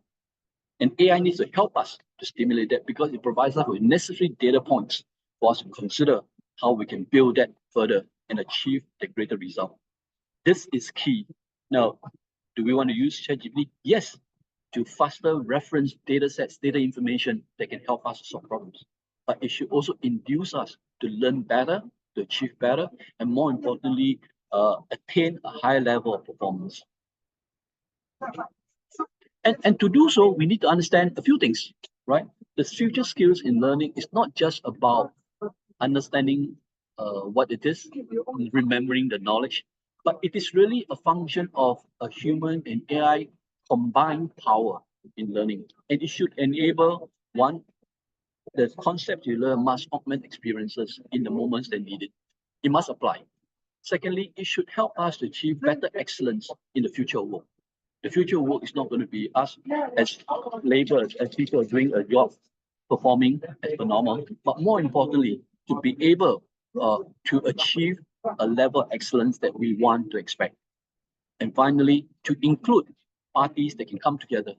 On the left, you see a little diagram that I enjoy looking at, right? It's a modified version of Bloom's 2 Sigma challenge, where we believe the use of AI technology can shift the needle further and enable personalized learning from the conventional classroom to mastering learning one-on-one and eventually personalizing the learning path for the different individual. That brings me to a discussion around what I believe is learning must be fun. Now, learning must be fun, right? I mean, we enjoy most when it's fun, and because it's fun, we want to learn more. But fun here, I refer to being flexible with the content, unlimited because you can search and find anything to satisfy your curiosity, and more importantly, learning should not be ending. Flexible, unlimited, never ending. Learning must be fun because when it's fun, you want to learn more and you're able to push yourself to generate greater content. Now, the learning journey we have goes from the early days where we have free play to do anything we want to the days where we start to create content, create solution, create application with AI. Now, this is a nice diagram that I like because it shows the application of AI when we are young, in the very early days. I think we go on the basic model of monkey see, monkey do, because somebody does it, you follow. And because when you follow, you kind of mimic, you try to learn, and then you modify, you improve on it. That kind of free play learning is so powerful. And as a young child, we all learn a lot. But when we go into formal education, somehow we get put into a model whereby we have to learn certain fundamentals, and this is where AI must step into your environment. The understanding of AI foundation becomes so key, because this will be a stepping stone to the next stage of learning as you move along. When you get into secondary education, you're a lot more mature. You have a certain foundation. This is where you got to figure out how you can experiment with AI, live with AI, build your world around AI, and how AI can support you. When you get to more disciplined training, right, either at college level, university level, or professional training, this is where you start to think about how you can adopt AI into your lifestyle. The question of why not and what if becomes so important, because only by asking why not, only by asking what if, do you appreciate and learn more about the concept you're learning. You do not take knowledge as it is. You challenge knowledge, you learn more, you induce further into what is possible. And of course, once you are in the experience stage, you definitely want to look at how you can continuously learn. You have this self-motivation to learn and achieve more. Now, I can talk a lot more about the learning journey and how learning is fun and induce different aspects of helping you to do that. So I must go back to the questions that was highlighted in the brief chat box, right? I believe ChatGPT or any AI tools that is made available to the education environment is here to help you, not just to be a tool that makes it easy for you to remember, but more importantly, supplement what you are learning. And hence, I believe we are at a point whereby we want to balance the equilibrium between what I call memory retention, which is what we do a lot in the past. We remember content, and you're tested on that content, to what I call memory association. You must associate what you learn to something that's applicable, that's being used, that is reliable in the way it's being applied. Of course, there are some fundamentals that you need to understand. There's also a need to understand the level of maturity before you to adopt the technology, and how far can you retain that practice and move it further. Hence, we have to move from conceptual reasoning, which is what we do best today, to connecting those concepts with ideas and eventually aligning it with the context of application that we're doing. So learning is going to be put in a stage whereby we need to find that equilibrium between what I call just-in-case learning and just-in-time learning. Just-in-case learning is what we do today. We teach a lot of content, a lot of subjects, we transfer knowledge to our young ones, just in case they need the knowledge. But technology is moving so fast today that just-in-case learning is not good enough. Fundamentals, concepts, foundation, yes, just in case. But we need to move in a space whereby we want AI to help us with just-in-time learning. We want AI to satisfy curiosity, to help us search for information, to help us curate information, validate the information, apply the information. And this is where AI can play a huge part in achieving that. I will move on to a deeper model, what I call I learn, you learn, and we learn. I have the privilege of presenting this paper last year in San Francisco with Professor Vesa Solomon of HMK in Finland. And we talk about how individual learning is largely based on memory retention. But if you can work as a between two persons, you're able to associate this memory and help train or teach another person in you learn. Now, all of you students know this very well, right? If you're able to explain a concept to your fellow student classmates, you know better than them. So try to do that, right? Don't just memorize the content, but be able to talk to people, associate the content, and help to reinforce the whole idea. And finally, as a group, there's a lot more we can learn, right? You must be able to multiply that memory. You must be able to multiply the knowledge so that we as a group can learn better. Remember, it is not just how much you know, but it is how much you can learn more that's more important. Because how much you know based on pure data and knowledge, you can get it anywhere on the internet today. But if you're able to take that and learn more, that will build you a better person. Excuse me, Mr. Oliver Lutian. Is it Yes. possible to make the screen like a full screen? Because somebody is asking me. Sure. Perhaps the font is too small. Thank you. Yeah. So I guess what is also happening is that we are seeing reports that suggest that future organizations are enabled by Gen AI and more importantly, led by humans. So humans must play a part in leading the whole discussion. I'd like to bring you to this particular point. And Gary Kasparov, some of you may know, is a chess champion who lost to the computer many, many years ago. And he came to realize that it's not enough to say that we want to have less technology, but we want to have better humans who are better at technology and can master technology. It goes on the principle of 0 to 1 and 1 to 1 plus. 0 to 1 means that there's an ideal state of performance, right? We want AI to help you achieve that, to augment our capability to achieve the ideal state. 1 plus, where you go beyond what you do and extend your potential to achieve more. And AI has the capability. If we combine generative AI and computation AI, we are able to move to that state. Here, I show you some of the contents around the world, right? This is China. China is starting AI textbooks for preschoolers. Mind you, preschoolers, right, are starting to appreciate what AI is all about. They're also ramping up technical education, and there are 35 universities in China that has approved AI majors. So what that tells you is that China is one of the countries moving forward. And UNESCO is also stepping in to say that, hey, there's a need for us to look at how we can provide some policy guidance on AI for children. And this was published not too long ago. You can get a copy of this guidebook from the internet itself. But clearly, we need to have the next generation build up their full understanding and appreciation of AI.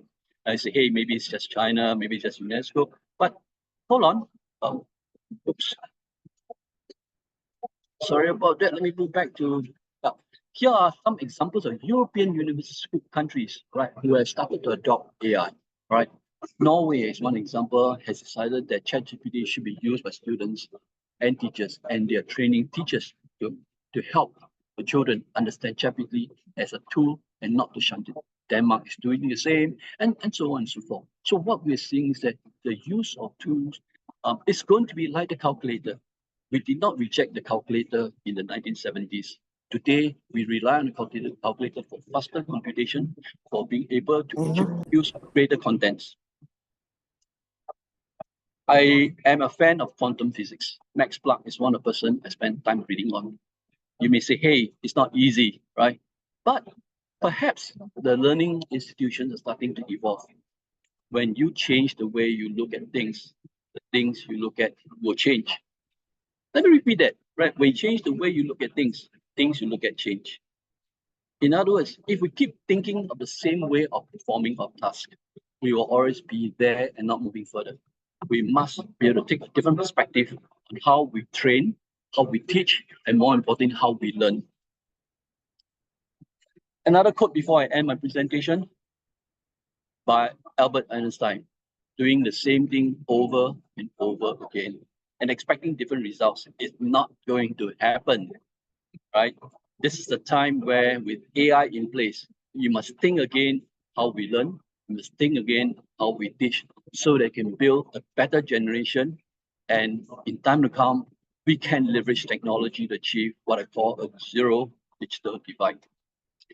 To the audience, let me end here. My contacts are on the message out there. We have a website called airobotics.tech, AI in robotics, and how we are able to apply technology in the most effective way. We ran altogether about,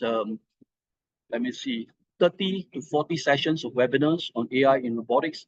And a lot of contents are recorded and available for you to review. So go to that website and you'll be able to find all those information. Thank you very much for listening to me, and back to you, host. Thank you, Mr. Oliver Tian, for the expressive and energetic presentation. We will now open the floor for the questions from the audience. I know everyone has questions after such a great presentation. To ensure everyone gets a chance to participate, let's begin with a quick round of 2 focus questions. But I open this session for the one who is online. Is there any of you? You may raise your hand if you want to ask questions, introduce yourself, and you can start asking questions. Is there anyone who raised their hand? Oh, I saw some people already put some question in the chat box. Perhaps we can start with the first question from Ibu Alin. But Dian, could you please help me to share the questions so everyone can see the questions?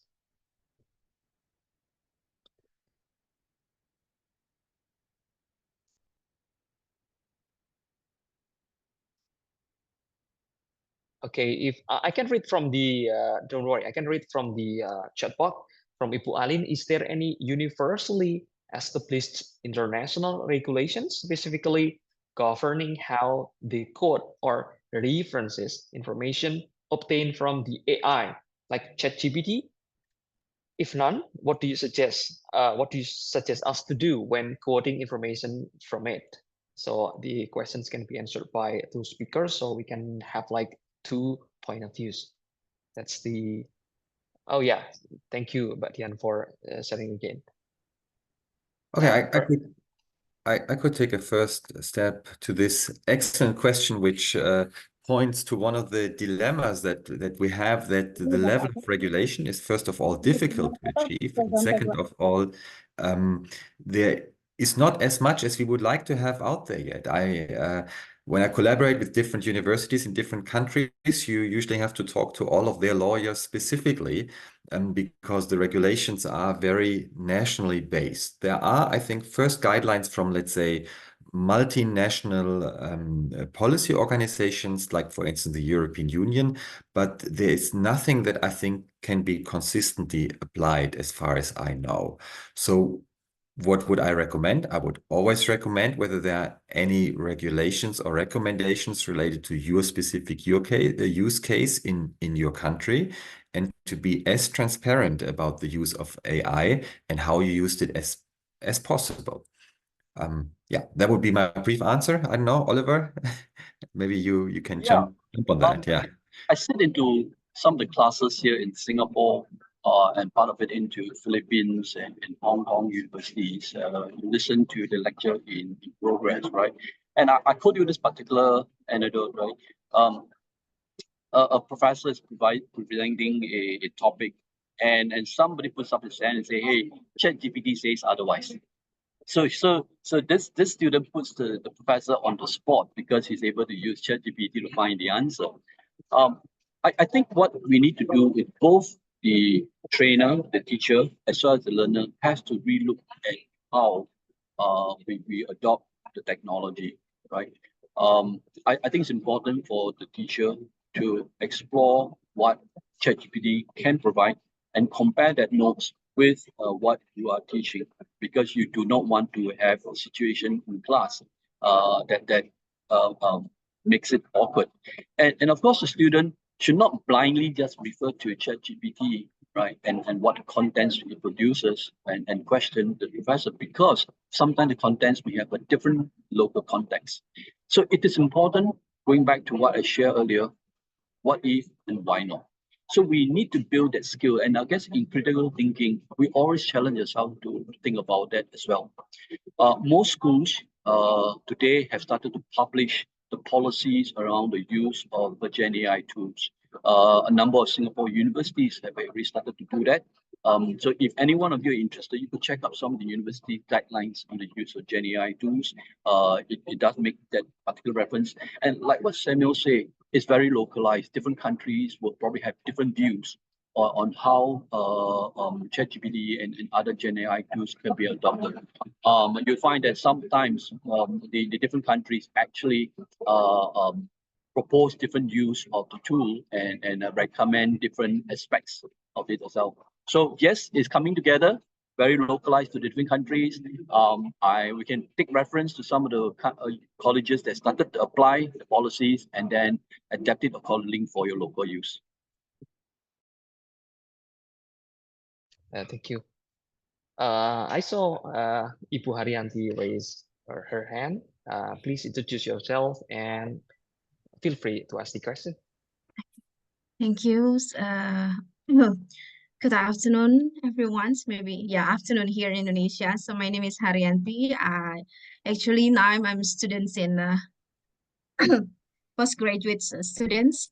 So what I want to ask regarding about the AI, actually, yes, I know there are many opportunities regarding about the AI, but in in the other hand, that as we know, the result of the international assessments that we had last year, 2022, the results still like our critical thinking, our is still, I cannot say a way behind, but we still struggle with that, right? And now another challenge from the AIs. What should we do as educators? I know in Java, maybe most of the teachers are ready to face this, but in other areas in Indonesia, like on others islands, which is we still struggle with the technology, even to with the, like in science, we still struggle with the, even for the laboratory activity, we still struggle with that. Do you have any idea how we will face this? And then because if we avoid to, transform our education, then we will be we cannot compete with others country, right? So any idea for us, and maybe for BRIN, since that you are, maybe, I don't know, if I can say that you are part of the government, and maybe you can, the policy, we are not ready with the policy of AI, right? We are, many sector that we are not ready yet for this. I think hopefully it's clear questions. Thank you so much. Yeah. Thank you, Ibu Haryanti, for the question. Actually, that's a real situation in Indonesia. I also have the same question for you. And this is one of the reasons why our institution, National Research and Innovation Agency, are conducting this event with SEAMOLEC, because we have a similar question with you. So would you please, Mr. Oliver Tian and Mr. Samuel Griff, to answer questions from Ibu Haryanti? Thanks, Emil. I saw your hand. You offered me to go first. I'll do that. I'll do that. Yes, this is a very interesting question, and already we have got different adoption levels of technology in the different countries, right? And Indonesia may not be on top of the list. I showed you some example of China, Denmark, and so on and so forth. But it's never too late to start, and it is important to figure out how we can bring the best minds together to support that. I'm part of an advisory panel to Uzbekistan. The Ministry of Higher Education in Uzbekistan has put together an international committee to advise them on the adoption of particularly AI and advanced technology in the curriculum. So we met last year in October, and we had Zoom meetings as well to talk about some of the best practices around the world and what can be considered locally. Now, it is going to be difficult for me to advise you in Indonesia what is possible, because you understand the practices and the current level at the country. But we can share with you what is being done outside of Indonesia and the steps perhaps some other countries are taking to progress themselves. So we can have that discussion. That's probably the first thing you want to do. Secondly, I bet with you, your students, and Haryanto like itself, Haryanti like itself, right? You're hungry for information, right? And you probably will spend time Googling and searching the internet for information. My son is doing applied AI in a university, right? And of course, part of the curriculum in Singapore do not do a lot of international history and content, but he knows so much about World War II and the history of Europe and USA, not because the teacher taught them, but he went in together with his friends to Google and go to YouTube and learn a lot more on their own. And this is where advanced technology and AI can support you, because if you have a certain set of curiosity, right, you want to go and find the information, and AI can create that learning path for you, because AI can help you look at where you are hungry in terms of learning and where can they supply the information. ChatGPT can do the same for you, or Bard, or any of this Gen AI tool, right? If you ask a question and you get some answers out, they will tell you where to find some of this information, and that can build upon that. So maybe we can do a little exercise or project within your university to encourage a student not to just build another circuit or do another survey, but really to see how they can find more information on using AI tools and report what they find in the tool and how they themselves can benefit from it. So incorporating all the critical skills, all the communication skills, all the prompt engineering skills, blah, blah, blah, into one package project and get them to find for themselves their best learning model.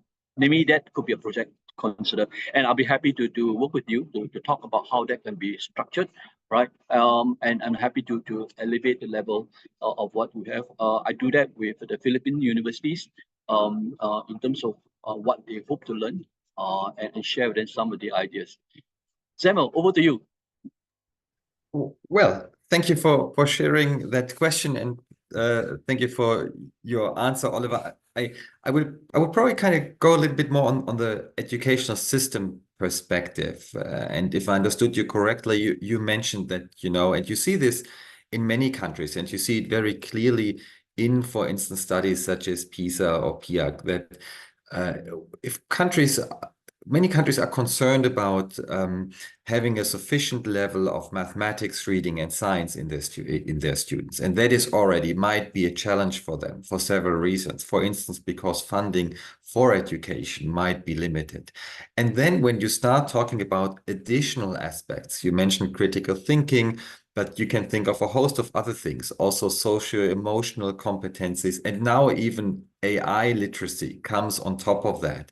Then some systems really struggle to integrate this. And it is, in a way, really an unsolved question on how can you bring this to all students in a way that they all benefit from it.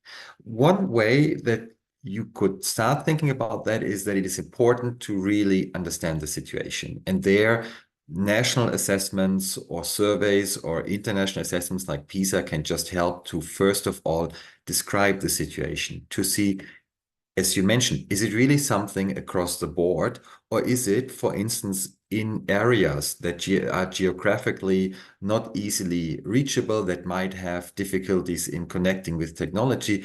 Is it maybe particularly in those geographical areas where additional support is needed? And then from the, let's say, detailed description of the situation and the specific issues and needs for improvement, then it's up to policymakers to come up with programs. And those programs then, of course, need to be very specific. I give you an example unrelated to AI. The last PISA cycle showed that in Germany saw, also compared to other countries, a huge influx of migration, which I appreciate, but of course it creates challenges for the education system. So we saw in the last PISA cycle that in particular those students with a migration background need additional support. And now policymakers have reacted and said, okay, we allocate funding, we do programs that look specifically at this group of students. And I think this is what you can do, offer specific support, and then I'll be quiet, but that's the second part. Also, one issue with these competencies, like critical thinking, is that teachers often still struggle to understand what it really is and how it can be taught, because it's also not found really in the curricula. So reworking the curricula as dynamic documents that adapt to what students need, and not be stuck to reading mathematics and science, but to say, okay, critical thinking, AI literacy, that really needs to be explicit part of curricula. That is also something that is very fundamental. Thank you for your question. Thank you. Thank you. Thank you. Before we go to before we going to the next session, can I ask the speakers, is it okay if I open one more sessions, which is 2 questions? I think we have got one from Yuli Asmala and another one is from the chatbot. Later on, I'll try to combine it. Is it okay for you guys to have like 2 more questions? Thank you. I saw that still many people are here. There are like 240 and something. But I'm afraid they're going to like have other business that are going to leave the room. Is it possible for us to take a picture together first by opening the camera? Is it possible? I just want to see everyone's here smiling to the camera, and our operator, either Mbak Dian or Mbak Ovi, will take a screenshot from the first screen. Putrina, you there? Oh yeah, thank you. Okay, I'll count down. 3, 2, 1. Smile. Thank you. We move to the second screen. 3, 2, 1. Thank you. Now it's in the third screen. 3, 2, 1. Now it's the fourth screen. Am I too fast? No, right? Okay. 3, 2, 1. Smile. Now we are in the fifth screen. Oh, I saw some people not opening the camera, but that's okay. I can still see your names. 3, 2, 1. Yeah, thank you. Now it's the sixth. 3, 2, 1. Seventh. 3, 2, 1. And the eighth. 3, 2, 1. 9. 3, 2, 1. And finally is the last. Number 10. 3, 2, 1. Thank you. Ibu Yuli Asmala, you ready? Oh, okay. Thank you so much Yeah. for the opportunity. So Samuel and Griff, and also Oliver, thank you so much for your information and all new knowledge for me, of course, because actually I am a lecturer in a university which is teaching the English lesson and also the linguistic subject. So I would like to share my experience. You know what? Students are creative than the teacher right now, especially for the AI era. So, of course, I decided to not avoid the AI. Then I embrace my student and also the AI together. That's why I create my mid-semester test and also the final test open book, because when I create it in closed book, yeah, they will cheat behind me. They were cheating behind me. Yeah. So I decided to embrace them all together. But of course, always advise them to create the answer based on your thought. Make the AI become their support to answer the question from me. So I'm a new learner of AI, of course, but it made me become curious in many things related on AI. How to make, how to choose the best AI for my student, how to create the prompt, the best prompt, so the AI can give me the best answer. And then finally, after I hear everything, all the information from Samuel Grieve and also Oliver Tian, it's very thankful. Thank you so much for you too. And one question for you. Would you please to give me a suggestion? What kinds of AI that can support me to in teaching, learning process, and also the best AI that you have ever used to help you in teaching and learning process. I think that's all my question. Thank you so much. I give for your opportunity. Thank you, Ibu Yuli Asmala. Okay, so the question is from Ibu Yuli Asmala. If I can repeat that again, perhaps you might share your experiences. Please suggest some AI which is useful for educations based on your best practice or experiences. Can we start from Mr. Samuel and later on Mr. Oliver? Thank you. Thank you so much for your question, and it is great to hear and to see you attending this session as an example of somebody who is really interested and who really wants to make use of that technology. And I think we need many more teachers like you who, let's say, openly and with a high level of interest try to approach these new frontiers. With regard to your specific question, let me say that I would probably suggest to you that you search a little bit for yourself, because there are many experiences that you will find on the web and that you know the best what it is that you actually need. And you will find many fellow teachers that have made great or maybe not so great experiences. So that I think when you look around a little bit, you will find probably the best tool for you, and probably much better than if I would make any suggestion. I mean, GP Teach is something that is pretty broad and works well, so you could take a look at that. But also there's also so much development in new bots, new programs coming up. So feel free to drop me an email if you don't get any further with that, but I would suggest that you're probably in the best position to find a good tool for what you specifically need. Sure. Let me add on to what Samuel have shared. I think that's a good point, right? At the end of the day, you have to look at your local context and what is most useful. In fact, if you just do an internet search, there will be a list of tools that's made available. And if you need help, I guess Samuel and myself will share with you a survey of tools that's available. But what I would share with you is the experience that Nanyang Polytechnic adopts in Singapore. Nanyang Polytechnic is a kind of a high school and kind of university level in between. They realized that a lot of students are using ChatGPT. So the teachers adopted Bob as a tool. All right. So then they can use Bob as a check and validation for the answers that the students come back with. All right. So in other words, don't think of adopting one tool as the main guideline. Think of multiple tools, because each tool may provide you with a very different perspective. Somebody asked a question about how do you validate the ChatGPT information, and one of the skills that I wrote in as a response to the question is storytelling. We all forget that storytelling is also a very important critical skill. Now, what I mean by that, right? We can learn a lot of things, but can you tell that in a story for the next person to understand what you're saying? If you cannot tell it in a story for the next person to understand, you do not know what it is, you're just memorizing.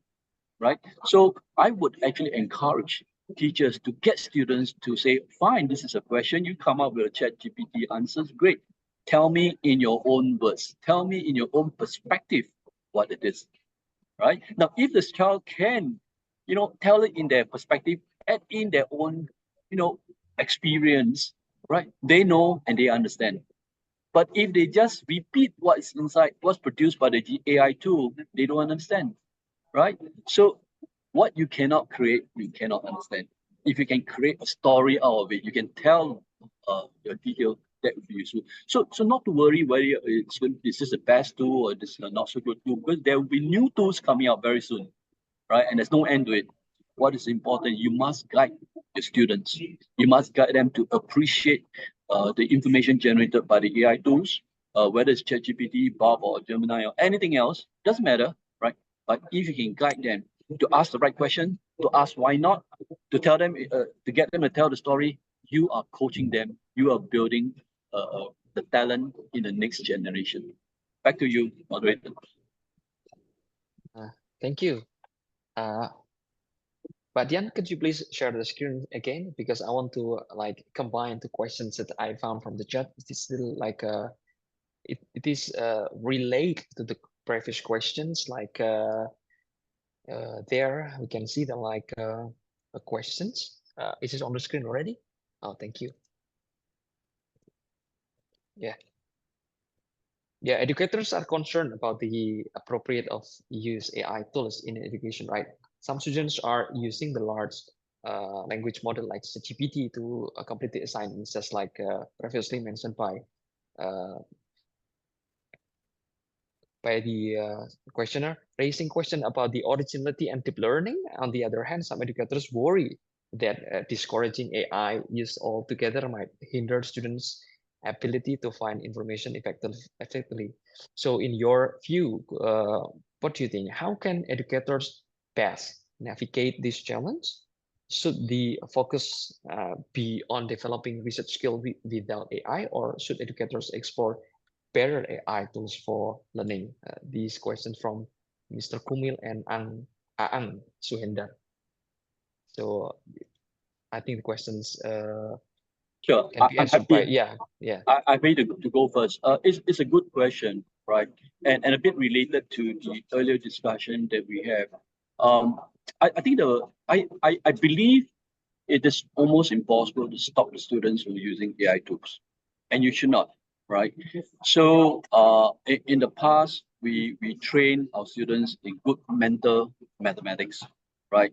How to do long division. I mean, remember the days, how to train yourself on table multiplication tables, right? And we spend a lot of time coaching students there. But today, you really don't need that because the calculator can provide a lot of information. So look at the outcome you want to produce. Look at how you want the students to build up their knowledge and be able to be smart enough to enter the industry eventually, right? Tools are always going to be tools. Today is Gen AI, today is Bob, tomorrow there'll be something else. And if you go into the internet, there's a huge list of tools that's available. What I would recommend is train the students' mind to think critically, to put in their perspective, ask the question, what if and why not? And if the students can embed those two questions into the response to you, they have mastered something. If they have not, then as teachers, you should ask them the question, what if and why not? That will trigger their thinking. If they are dumbfounded and they cannot give you an answer, that means they have not done their homework. But if they can explain to you in their perspective, what if and why not, then they've understood what it is. So I will encourage that is the more important approach, rather than figure out what's the best AI tool to be used. That's my goal. Yep. Samuel, yourself? Yeah, when I look at the question, I think, kind of the question, I am a teacher, I'm interested in AI, and what should I do now? I think it's a very good question and very difficult because it's a very broad area. There are so many things you need to consider, but when you feel you're on your own, you're doing this by yourself, then I think you can easily and quickly feel lost. So I understand. I think what is needed is a need for guidance and for support that goes a little bit on a more abstract level. And we can talk about policymakers providing guidance through policy documents and AI guidelines, but we can also talk about schools, about single institutions that can develop their approach together on how they want to approach AI, how they want to use tools. I do think that AI tools should play a critical part in more or less all teaching because they are just education technology and they are there, they will be there increasingly so, and I think teachers need to learn how to integrate them. So it's working with them, definitely not against them, but doing it all on your own, that's very difficult. So I would suggest if you really want to do something, build a working group in your school, team up with other teachers that are interested in that, exchange, share experiences, and then bring it into the classroom and into your teaching. Thank you for the explanations. Okay, thank you so much for the explanation. Thank you again for the fantastic Q&A session.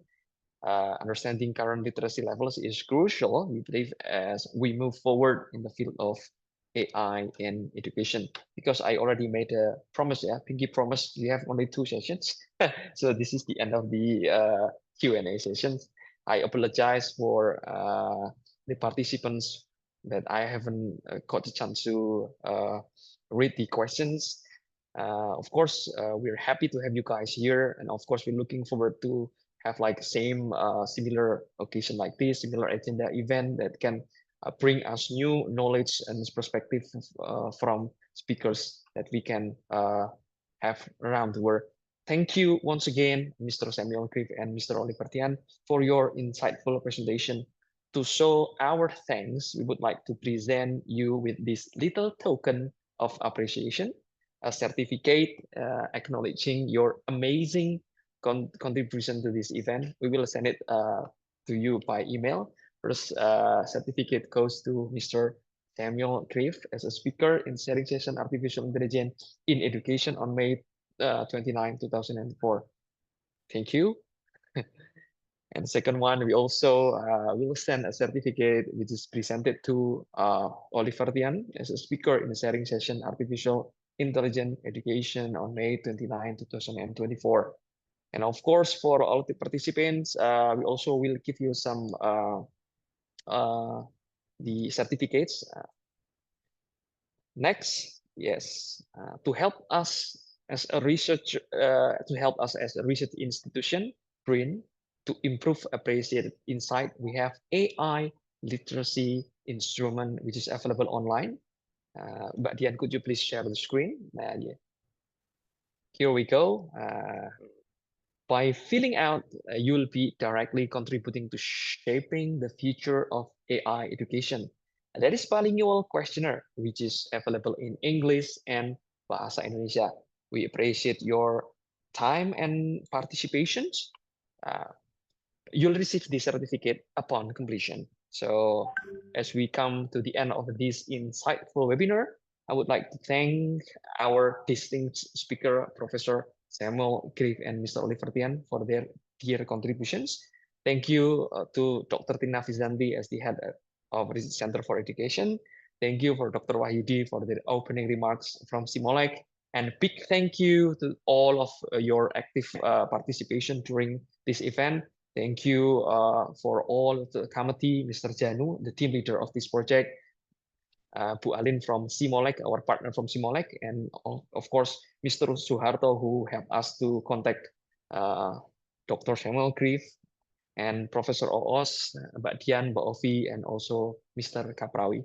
We hope you found this session valuable and inspiring. Have a great day ahead. Putrina, do you have something to say? I think this is really productive discussion. Thank you very much, Prof. Samuel Grieve and also Dr. Oliver Tian. I hope that we can continue our collaboration. Thank you.